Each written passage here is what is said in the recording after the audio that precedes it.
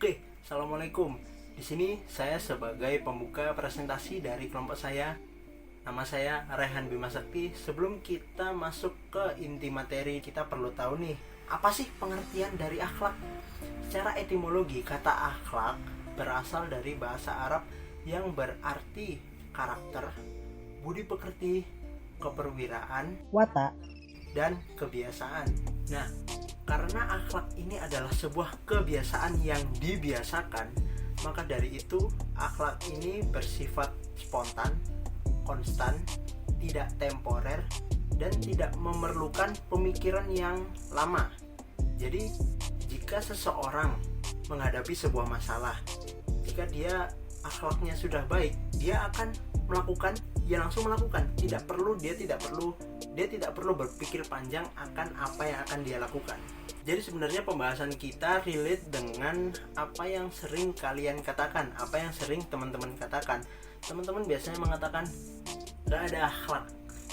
Sepertinya itu bukan gak ada akhlak, tapi akhlaknya saja yang tidak baik. Oke, assalamualaikum warahmatullahi wabarakatuh. Nama saya Masulul Fibriamoto. Kali ini saya akan menjelaskan tentang pengertian akhlak sosial. Akhlak sosial merupakan bagian dari yang berkaitan dengan keharusan berperilaku baik dengan hubungan-hubungan sosial dalam bermasyarakat, dengan kesimpulan kepedulian kita terhadap sesama dalam kehidupan bersama. Karena jadinya manusia adalah selain makhluk individu juga merupakan makhluk sosial, yang berarti tidak dapat hidup tanpa bantuan dari orang lain. Assalamualaikum warahmatullahi wabarakatuh. Saya Bagas Pramono. Di sini saya akan melanjutkan presentasi mengenai masyarakat dambaan Islam.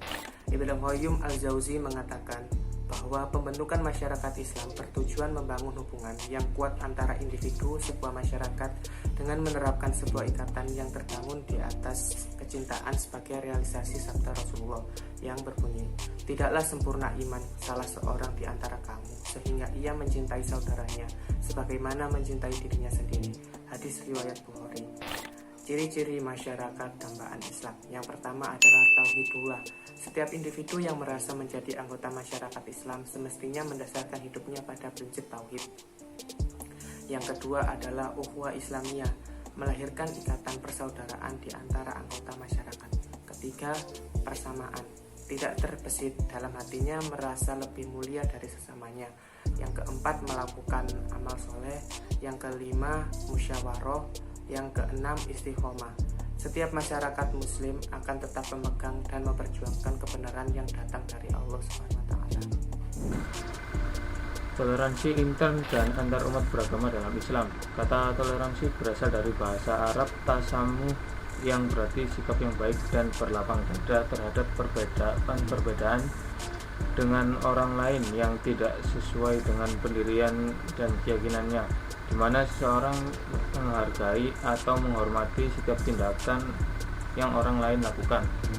Toleransi intern umat Islam dalam surat Al-Hujurat ayat 10, toleransi atau tasamuh intern umat Islam berarti berpegang teguh pada pendapat sendiri, akan tetapi berkenan mengerti pendapat saudaranya sesama muslim. Toleransi umat Islam dengan non-muslim. Secara terminologi, pengertiannya yaitu mengerti dan bersikap toleran, menghargai, membiarkan, membolehkan pendirian, pendapat, pandangan, kepercayaan, kebiasaan, kelakuan, dan lain sebagainya yang berbeda atau bertentangan dengan pendirian sendiri. Mengerti bukan berarti setuju. Selanjutnya, prinsip-prinsip Islam dalam mewujudkan kesejahteraan sosial. Kesejahteraan berasal dari kata sejahtera yang menurut KBBI berarti aman, makmur, dan sentosa, sedangkan kesejahteraan sosial merupakan gambaran umum masyarakat yang merasa aman, makmur, dan sentosa. Makna kesejahteraan sosial dalam Islam adalah kesejahteraan manusia merupakan produk keberagaman yang dihadapkan dari konsep Islam akan muncul rasa aman, makmur, dan sentosa sejalan dengan pengertian di atas.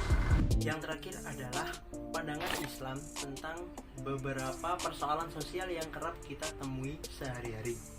Yang pertama adalah kemiskinan. Di sini kemiskinan didefinisikan dengan orang yang tidak mampu memenuhi kebutuhan primernya, yaitu makanan, pakaian, tempat untuk bernaung atau tempat untuk berlindung. Dalam Islam, kita diajarkan untuk menyisihkan setidaknya 2% untuk diberikan kepada kaum duafa atau orang yang kurang beruntung. Dan juga tercantum dalam rukun Islam yang keempat, yaitu adalah zakat. Di sini zakat kita memberi sebuah santunan atau kita memberi sebuah bantuan kepada kaum duafa atau orang yang membutuhkan. Yang kedua adalah kebodohan. Kebodohan di sini didefinisikan sebagai orang yang kurang bisa berpikir atau orang yang susah membedakan mana yang baik dan mana yang benar. Di sini Islam sangat menjunjung tinggi nilai pengalaman dan keilmuan. Maka dari itu keluarlah sebutan yang namanya ulama, yang artinya orang yang berilmu.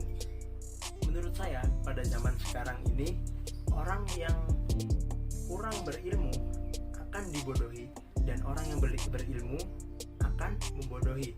Maka dari itu di sini Islam keluar dengan aturan akhlak, yaitu segala perbuatan baik yang dilakukan di segala aspek.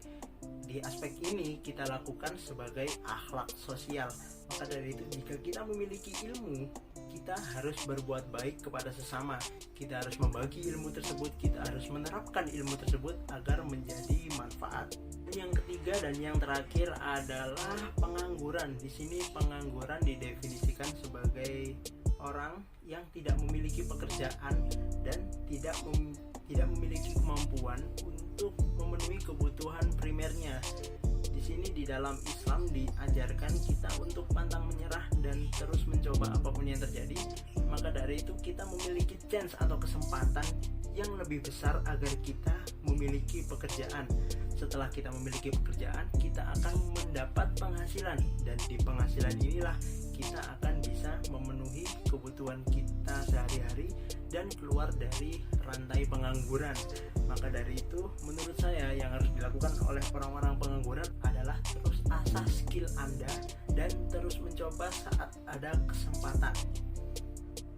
Dengan begitu insya Allah Anda akan keluar dari rantai pengangguran. Sekian dari kelompok kami. Bila ada salah kata, kami mohon maaf yang sebesar-besarnya. Wassalamualaikum warahmatullahi wabarakatuh.